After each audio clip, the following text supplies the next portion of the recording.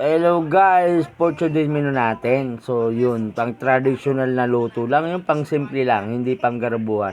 So bumili na rin ako ng 2 piraso ng yellow pin na tuna natin. So ito lang yung napakasimple lang luto natin, panghalo lang, tradition. So yan, bumili na rin ako ng pang-almusal natin.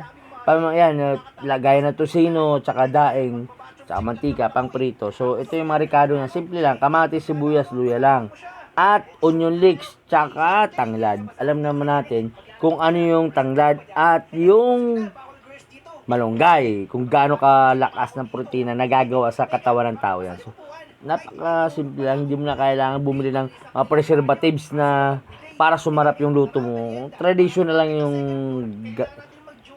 ilalagay natin para hindi mo na kailangan namang para mapasarap yung luto natin. So, yun simple lang, pang traditional lang.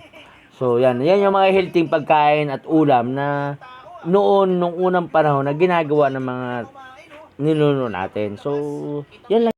So, yung guys, ipapakita natin dito kung paano natin siya lulutuin. So, ito yung mga proseso paano na pagluto. Gaya napakasimple lang. Una natin pakuluin para mag-aroma yung sabaw natin. Manuot yung marikado natin dun sa sabaw. So, pag kumulong na ng gusto, saka natin timplahan. Pag natimplahan na natin at kumulo uli, saka natin ilalagay yung isda. Kasi yung tuna, guys, lahat ng klase, actually lahat ng klase ng isda, napakabilis lang maluto yan. So, hindi mo na kailangan patagalin. Kasi pag lumambot na, pangit na, pag hiwalay-hiwalay na dun sa portion ng bawat slice ng isda. Okay na guys, yan, okay na. Tikman na natin. So, kung okay na, nilagyan natin ng asin, tikman na natin kung malasa na, masarap na. So, okay naman guys, okay, yun. The best. So, diba? Parang hindi pa ako pero tikman natin uli. Yan, di ba? So, yun, okay na. Sobrang sarap na. So, di ba? Ganun lang. Napakasimple lang ng natin. Yan. Di ba? Pagkatapos niyan, guys, ready to serve na, kain na tayo. Di ba? Hindi mo na kailangan pahabain yung kasi napakasimple lang yung natin.